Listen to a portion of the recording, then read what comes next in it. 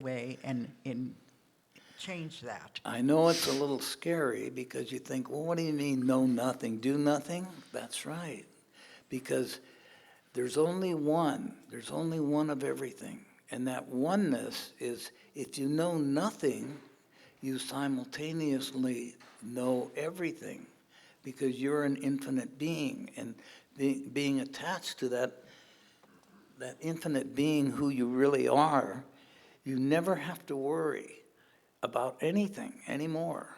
All you have to do is know that when you're there in a certain spot, place, or time, that the information that's necessary will come to you. And it's 100% perfect. We've done this for years now, and it's never failed us.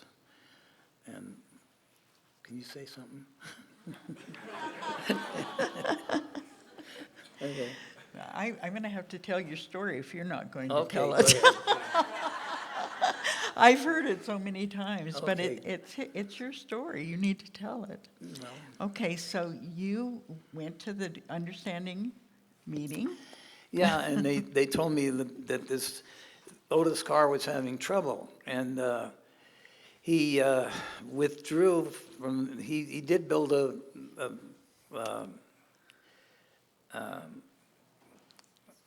a spaceship, plurally, built many of them, but they were all grounded because as soon as he started to use levitation, he would be interfered with people that didn't want levitation to be known or used anywhere. And they'd come in and suggest or force him to stop his experiments. So when I told them my story and that I worked with natural laws and that they all work for me, I don't have a problem with making things simple. I think the whole world is simple if you allow it to be. Not try to make it be, but just allow it to be. And so they said, well, let's get a hold of Otis Carr and introduce you guys, which, long story short, they did, and decided to bring him out to California, him and his entourage. He had about 6 or 8 people. They were engineers, and we had a couple of physicists, and we had PR people, and they brought them all out to California and put us up at Lake Arrowhead. And I said, wait there until we find you a place where you can go back to building spaceships together. So I said, okay. So we did, and during that time, we had hours and hours of conversations, Carr and I, and he was a magnificent being. He was very simple in nature and very, very wise about everything, but he knew natural law. And he said, well, the spaceships are a piece of cake. We can build those overnight, but people are not going to be able to accept them unless they know how natural law works. They're using forces to do things. They're using right and wrong and up and down and left and right. And until they release and relax those options and start accepting natural law as a guidance system, we're going to be wasting our time, but let's go ahead and try it anyway. So anyway, long story short, they gave us a big laboratory in Apple Valley, Hesperia, California, and we started building spaceships. And we had all kinds of prototypes flying all over the valley. And, well, they weren't flying, they were operating. And we were using as our pulse source magnetic energy. And magnetic energy obsoletes all known other forms of force, even gasoline or petroleum of any kind, because magnetic energy is everything. We're composed of magnetic energy. We breathe magnetic energy. And magnetism is the heart of the multiverse. It is in everything that we do. So, And I just want to say, this one concept of magnetic energy being everything is the only conflict that Ralph and I have ever had, because I see it's all love energy, but it's all one anyway. I just had to bring that up. well, if you analyze love, you'll find it's very magnetic. That's true.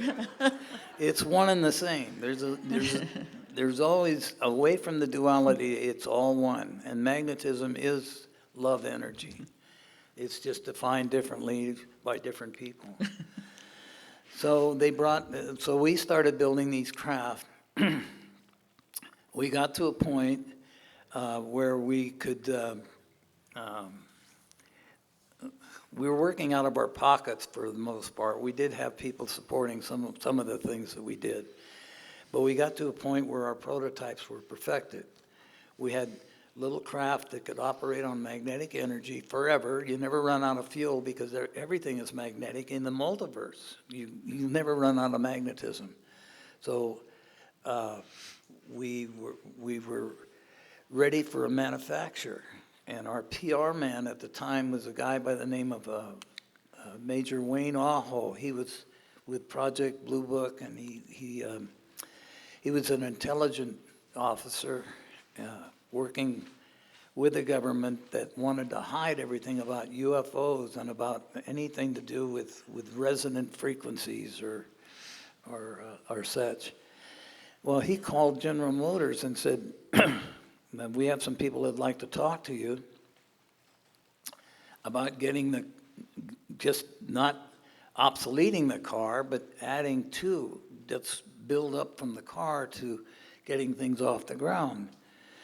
Well, they did send a representative from General Motors out to talk to us, and we met him in Riverside, California, and Carr and myself and a couple of engineers, and we had one of our physicists go along to the meeting. We had a small 12-inch prototype in a suitcase, a little valise, actually. Carr brought it in a valise to show them and demonstrate what we were talking about. We got there and we said, well, we want to take the wheel off the ground, and because you're getting cement and asphalt everywhere, and it's ruining the garden, and you're killing a lot of animals, and we just want to get the wheel up in a horizontal position. And in magnetic energy, you can never have an accident, you can never have a crash, because it's so efficient that it knows the crash before the crash is even thinking about crashing. I mean, it's an intelligence that supersedes everything. And there are many, many benefits to it.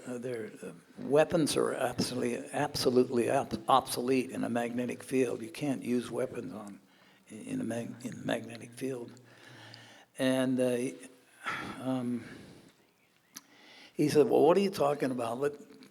Let's see what you're talking about. And Carr opened his valise, and out came our little craft. And if you've ever seen the movie Batteries Not Included, the little guys, well, that's what we had. We had this little ship, and it came up and went all around the room for him and came down.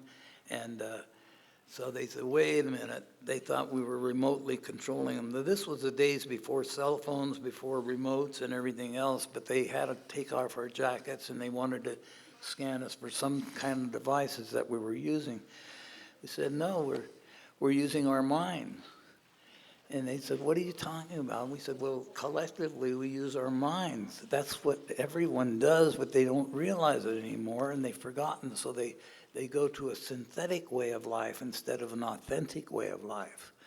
And the difference between authenticity and synthetic life is that you're working too hard. You're doing all the toil and all the work when you don't have to, because when you're in an authentic reality, that's when your integrity is intact and you don't budge from it. You stay strong on your feelings. And you let your feelings, like a pilot light, you let your feelings guide you through life just by feeling your way through. Well, Anyway, they looked inside. We had it's called Lexan, plastic cover on the craft so they could look inside of it. And they looked inside and said, well, where's your ignition switch? Where's your steering wheel? And we said, no, we're really doing this by our mind. We're just focusing on, we're synergizing and we're resonating with the frequency of the craft. And he said, well, that's, I don't, wait a minute.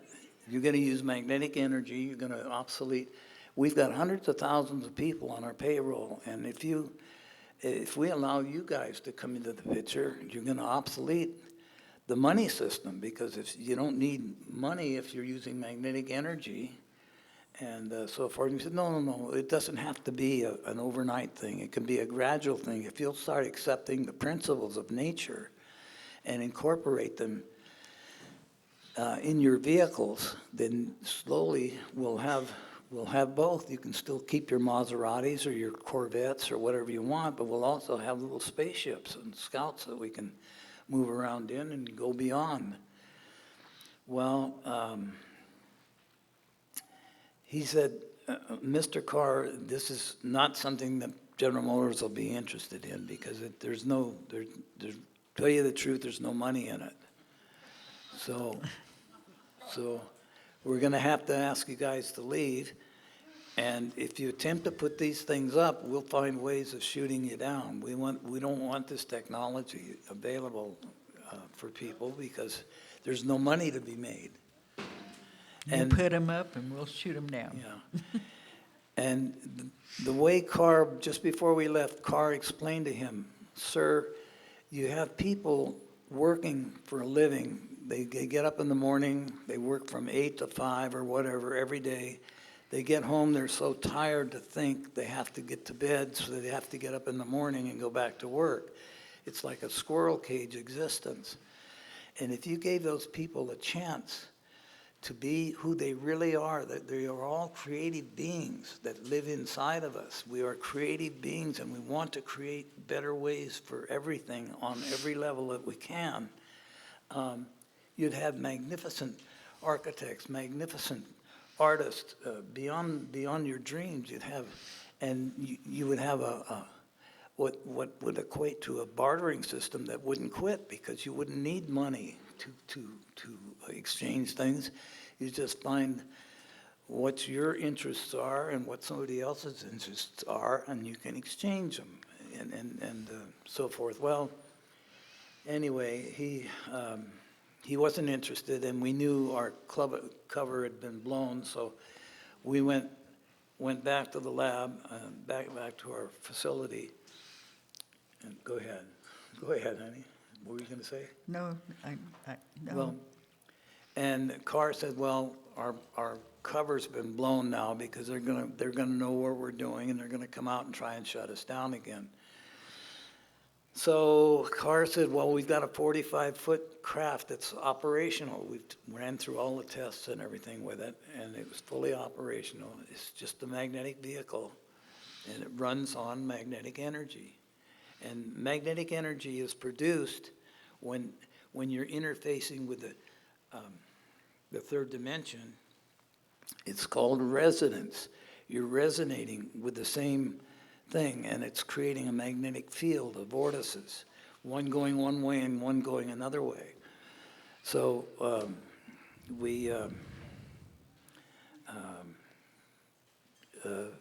Carr said, well, I want you to be on board, and I'm just a lab tech, but there was 2 other engineers and myself.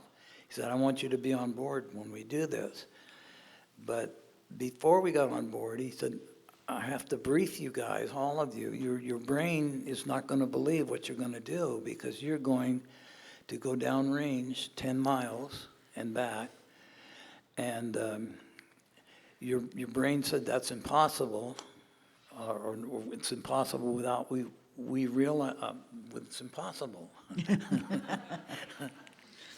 Well, you're going out of time and space. Yeah, right? because Carr said time and space is a human creation. It doesn't exist in nature. Unless you want it to, it can. Time and space is a measurement. In mathematics, you have time and space. It's very much a measurement, but it's a third or fourth dimensional measurement. Beyond the third and fourth dimension, it's not necessary because it doesn't exist. And I'm a witness to that because we eventually got on board the craft, and he said, when you get up on board, don't do anything. Don't think, because you'll get in the way. Just sit there and focus on, we have a giant crystal in the center of the craft, and a laser was coming up through the bottom. You can see this too on the website. We have, or just type in Ralph Ring on YouTube, and there'll be some pictures of the craft and how the crystal worked. You'll be able to see it, and it'll save me some time here trying to explain it. But when it comes to a frequency that we've measured downrange, 10 miles of aquamarine, the engineers went down the day before, or a couple days before, and measured the field, and it equates in the light spectrum as the color aquamarine. It says when it gets to aquamarine, you'll be moving. So we sat there, the three of us, and we were waiting, and in beautiful colors, and it finally turned the inside of the craft to aquamarine, and then it went dark, and we heard Carr saying, okay, that's the end of the experience, come on down for debriefing. And we looked at one another, and we didn't go anywhere. And Carr said, your brain has an optimum capacity. The brain is created as a computer to run the machine that you're experiencing. The machine that you're living in is operated by a computer called the brain. And its whole job is to protect you against foreign invasions of spaceships and monsters of the deep and so forth, you know. So it won't believe that you're going anywhere or doing anything. So so anyway, we went down to the debriefing, and I'm trying to get through this because And if you the timing, the year of this was 1959, 1960. There were no lasers. There were no cell phones or all of the electronic things that we had. But he did get they did get the message, okay, the experience is done, so come on down for debriefing. And so when you stop and think about all of these things, they were telling. all I got. You have eternity, and we're in for it. Thank you, but sorry, I'm going to get more.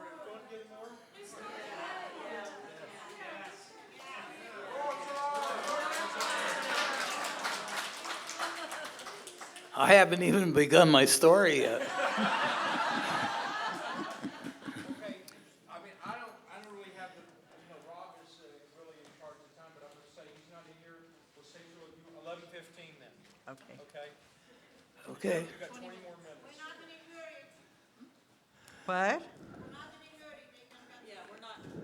Okay, 20 minutes, 11:15. Okay.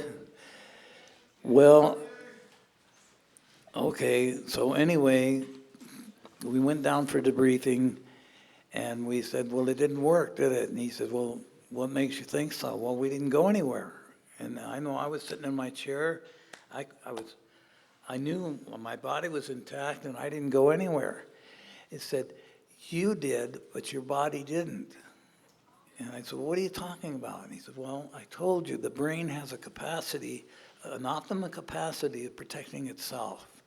And anything foreign to that, it will throw it out. It can't believe in that. It's a belief system again. And this is what we're doing. This is what we're all doing. We say, how do we teleport? We're doing it, Yeah. but we can't conceive that we're doing it. Think, and when you are doing it, and bring it back to your reality.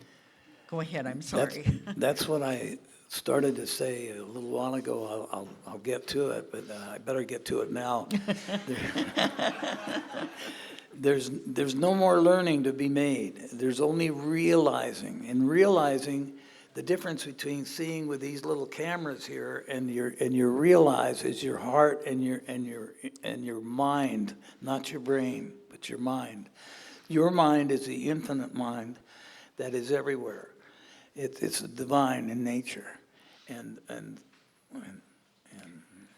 what? Okay, Oh, so Carr had told you that you wouldn't oh remember, yeah. might not And remember he said, this. so your body said, no, it's impossible. You couldn't have done this and everything, but empty your pockets. So we emptied our pockets out, and we had sticks and stones and everything that we picked up on our travel.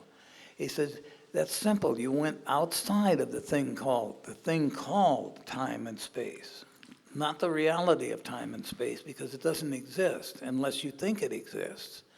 So it's a matter of thinking that creates things. It's very, very powerful. So you have to watch what you create And think. and think, yeah. And so, And Carr also said that you will probably have a time that you will remember this. yeah. And it took me months, actually a couple of years before I remember all the details. What? Definitely, the word came from on high, keep shift 11:30. Whoa! Thank you, thank you. Thank you. Okay, okay.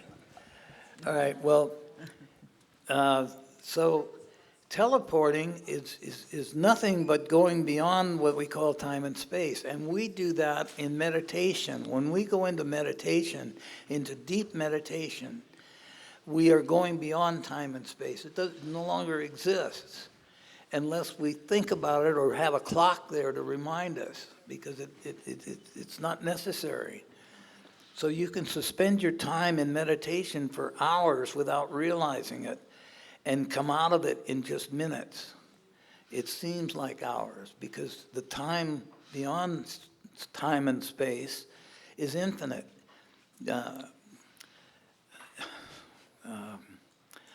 I've put together whole formulas that would take a week or so in minutes in my mind, because I was using my heart and my mind to put it together.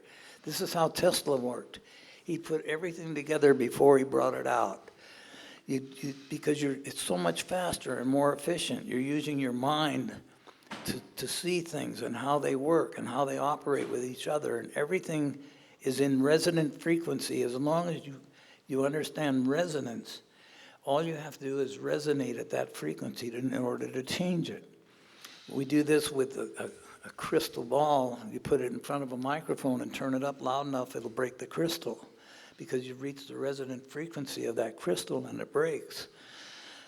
The same thing with musicians. If there's any musicians in the audience, you know that you can take a guitar string over here and clear across the room, that other one will resonate at the same frequency, and it'll go off at the same resonant frequency.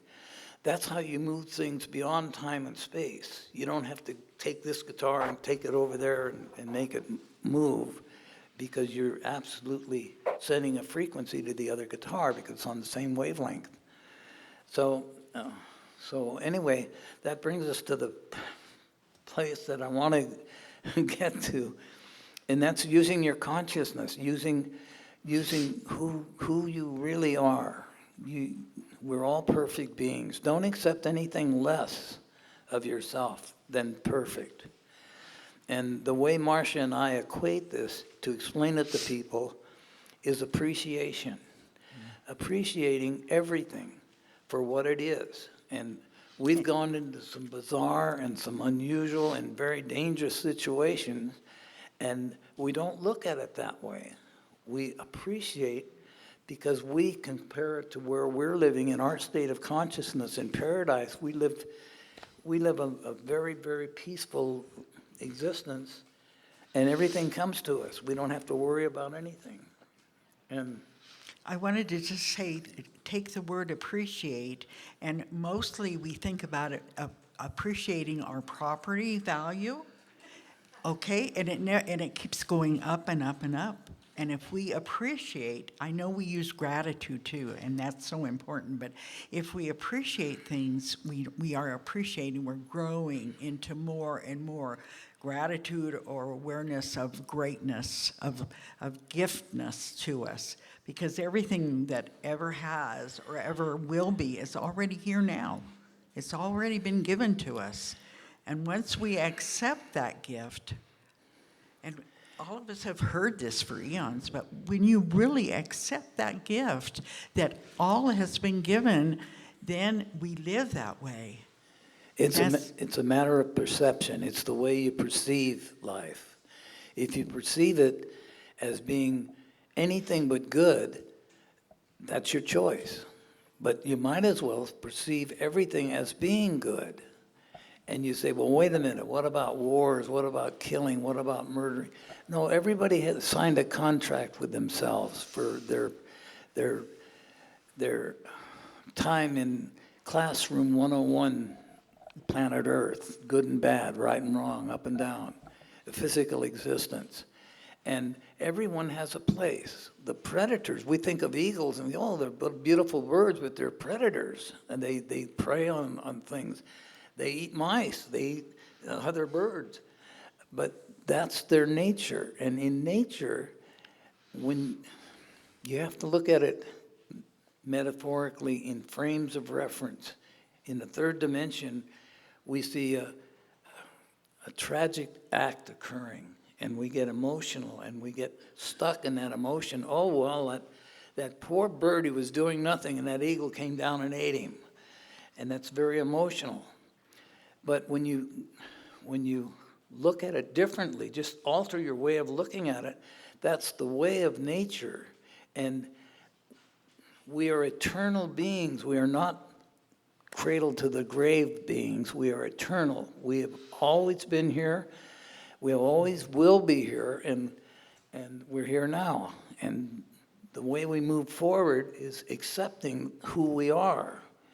And really in realizing that everybody, every one of us here and all through the world, every person is experiencing the way their journey, what they've accepted to learn on this journey. We believe that nothing ever happens by chance, that everything that happens to us is that of a challenge or a journey. And so we can look at things as all good. We can look at, yes, it appears to be very negative, but that's But if their it's not journey. happening to you, don't accept it. Well, there's a war going on. Well, that's somebody else's idea. It's not going on in my world, and God bless the people that think the way they think and feel the way they do, but it's not going on in my world, so I won't accept it as being bad. It's a lesson. Everything is lessons, and you have to learn the lesson. Marcia taught me one of my greatest lessons when I was living in Paradise at the time, and it was a foster home situation, and I was told to go out and bring home squirrel for dinner, and I happened to have a pet squirrel living in the barn with me. I had a little hideout in the barn, and I used to go out and feed him at night and stuff. Well, he was my elder at the time said, no, don't come back without bringing squirrel meat. We want squirrel meat for dinner. So I went out with my .22, and I was shooting all over the place. I was hoping I'd run out of ammunition, but I never did. And I came back, it was getting dark, and I had no squirrel meat for him. But my little squirrel came up on the stump right in front of my face and said, hi, buddy, we're home. You're home, in that gesture of love that you have with animals when you're close to them. You have that feeling. And I said, oh, squirrel, and I shot my best friend, my little squirrel, and killed him, and took him into People that you were saying with. the guy and set it on his table, and then I went back to the barn, but He carried that